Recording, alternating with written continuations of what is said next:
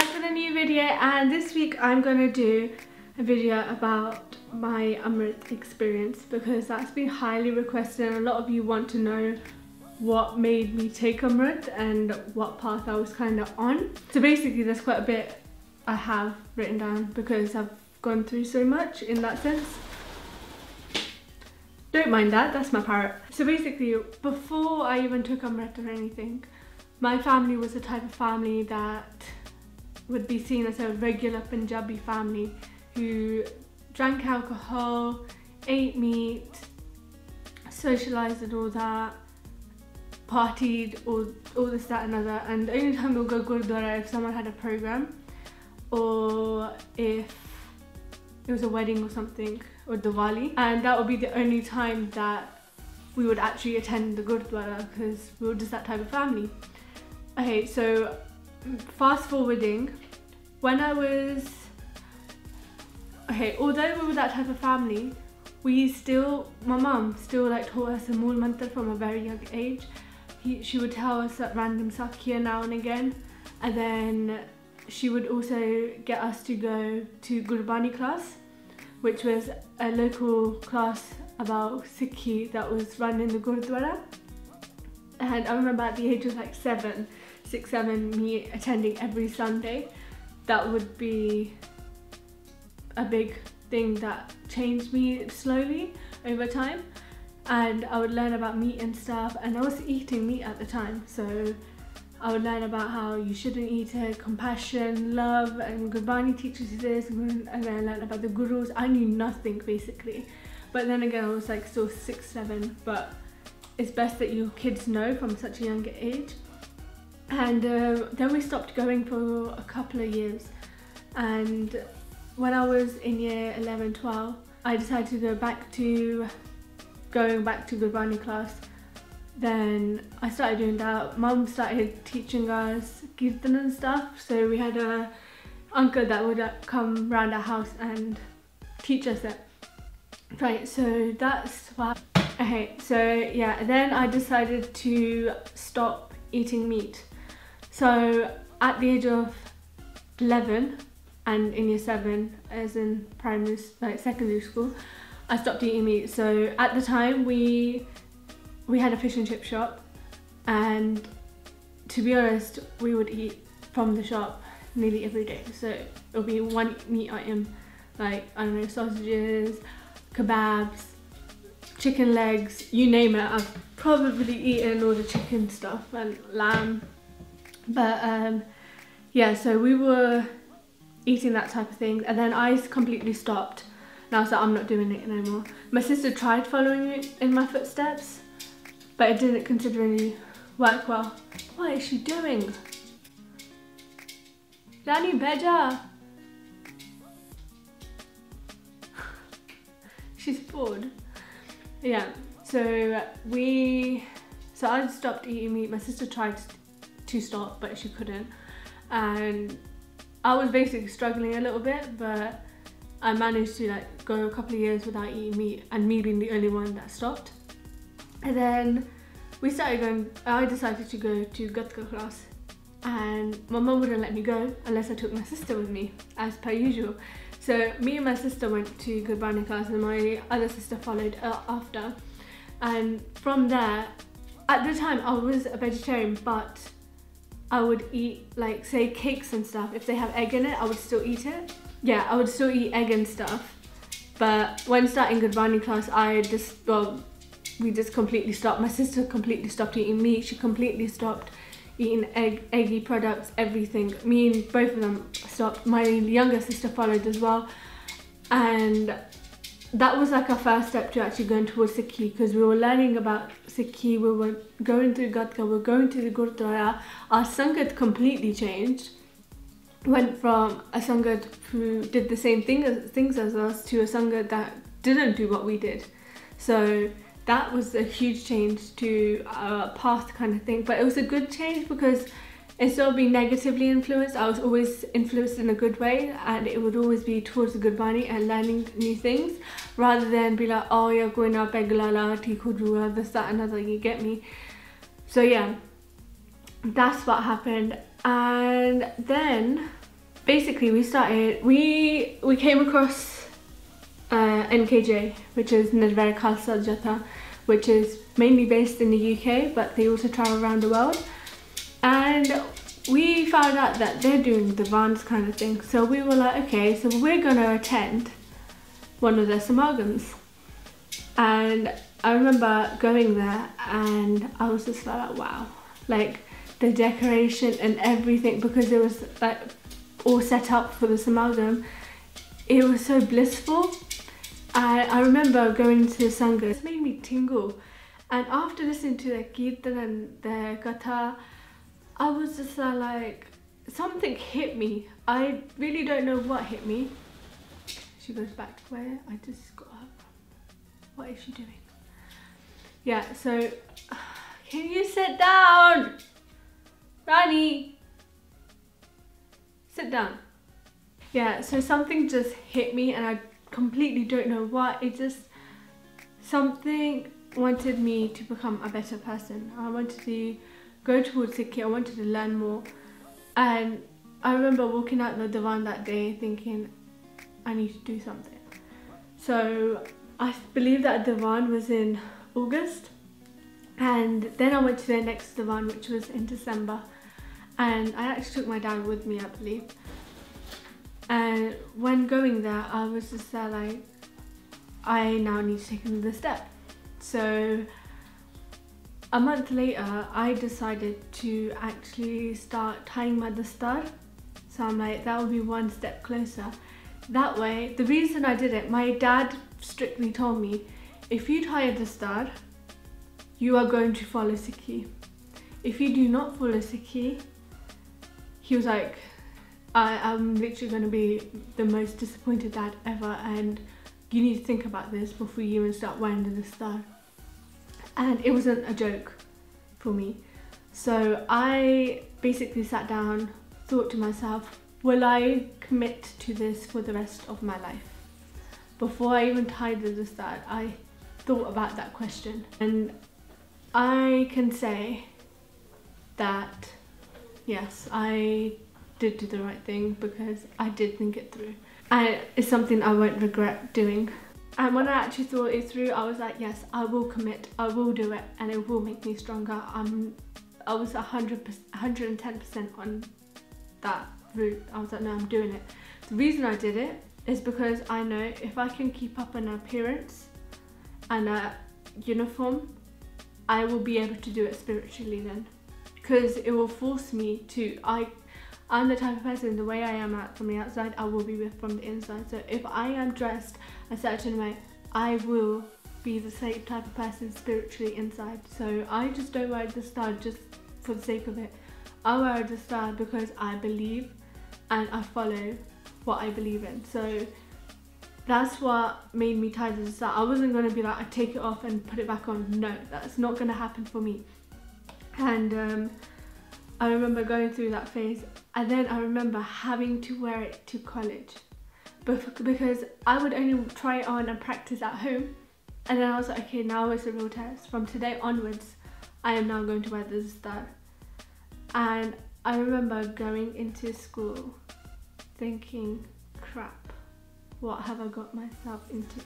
The only reason I thought that was because I was the only girl with a dastar in school, in college, sorry, and there was no other girls with dastars at the time I was in college. It made me feel very insecure. I didn't know what I was doing, and on top of that, I was told by a friend that I won't last, and that made me click. I was like, no, I'm wearing a dastar because it's my crown. So I would walk around college and it gave me confidence because it's my crown. Why should I be ashamed of my crown? If I have a crown, I'm going to raise it high and I'm going to walk through life. No one else has the power to put me down. And no one did put me down. That's the thing. No one actually put me down in the whole college. And I would literally, I realised how I am more than what I think I am. I'm stronger. So me going through all of college and not taking my start off, even after, I feel proud because I can do it. And it was uncomfortable, but I still went through it and I did it, and whatever the result is, I am happy with myself now.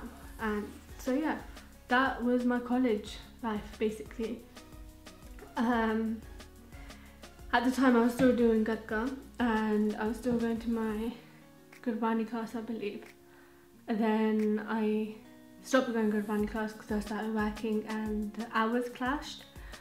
But I was doing Punjabi class at the time, so I was learning how to read and write Punjabi. I've always been fluent in speaking it and listening to it, but when it came to reading and writing, I knew none of it. So to learn how to do part, I then started learning Punjabi, which didn't go that well because I did manage to learn a lot of Punjabi, but I just didn't go as far as I liked because I don't know, it just didn't work. But I still do my part, but I still try and read it in Punjabi, but if I can't then, or Gurmukhi, I still try and read it in Gurmukhi, but if I can't then I read the English version of it. So yeah, but for those who don't know how to speak read and write Punjabi, that's a huge plus point. I will definitely get my kids to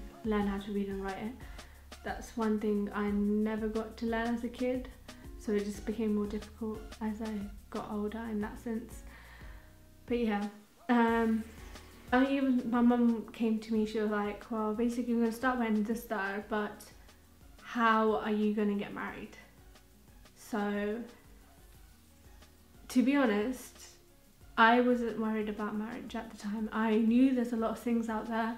I knew not one, but two, one will eventually like me, right? So I went on the path like, okay, don't worry, I'll find someone kind of thing. I don't need to worry. And it was funny enough that only 3 months later, the Rishta talk started. I was only 18 at the time, so I was young, but I didn't get married straight away, so it's all good. Kind of felt happy because I was on the path I wanted to be on. I was doing what I wanted to do, and it made me feel confident. I felt powerful, and I felt like I was. And whilst doing Punjabi class, I was also doing Kirtan, so I started learning Kirtan and like the basics of Kirtan again because I stopped for a little while. That's what happened. That's the story before I even took AMRIT. So this is my work up until I take AMRIT. We went around all the 5 ducts. So we went to Huzur Sahib. That's where my sister decided to take AMRIT, and then started when the start from then onwards. And then there was only me and my sister that were left to take AMRIT, and my brother. And when we went to Patna Sahib, which was the next stop, we ended up taking AMRIT. So at the time, I wasn't 110% ready. I knew I wanted to take AMRIT, I knew I was on the path, but to be honest, you're never ready. Yeah, and to be honest, you're never 110% ready, so you basically just have to go with the flow. That's what I did. But when taking AMRIT, I knew I will now be 110% committed to what I am now doing. Because the worst thing you can do is take AMRIT and then lose it. That's what hurts me. That's what hurts me the most, when I hear people that take AMRIT and lose their AMRIT. Because you can never initially lose it. You just treat it as nothing in a sense. So I don't believe when people say, oh, I don't know, I just stopped believing. No, you need to do part, and that's what keeps you believing, because part is so strong, trust me. And part has so much power, I cannot tell you. I cannot tell you how much power part has. The more you do it, the more blissed you feel, and you will feel like you have the ability to do anything, basically. You can do anything. You'll fight up for things that you would never think of fighting about. That's when I basically took AMRIT, and my partner took AMRIT a week after I did, but he was at the time on the same path as me, so we were working towards it together. Obviously since then I've just tried to be keeping myself good. I've tried to keep listening to Gurbani, and thankfully my whole family is now vegetarian, doesn't eat egg or meat, doesn't drink alcohol, and our Sangat's changed. So I'm actually really grateful for that, because I never would have thought to go down this way. My 9-year-old self and 10-year-old self saw me as the girl that would probably be doing clubbing, going clubbing at this age, and chilling with friends and just doing other things. But clearly I turned out to go down a completely different route, which I'd never thought of actually going down. So when people say I can't be doing this, have you given it a go? Have you even given Sikhi a go? Because when you go towards Sikhi and take AMRIT, it's not something you're forced to do or feel forced to do. You choose to do it. You have 110% of your choice in that.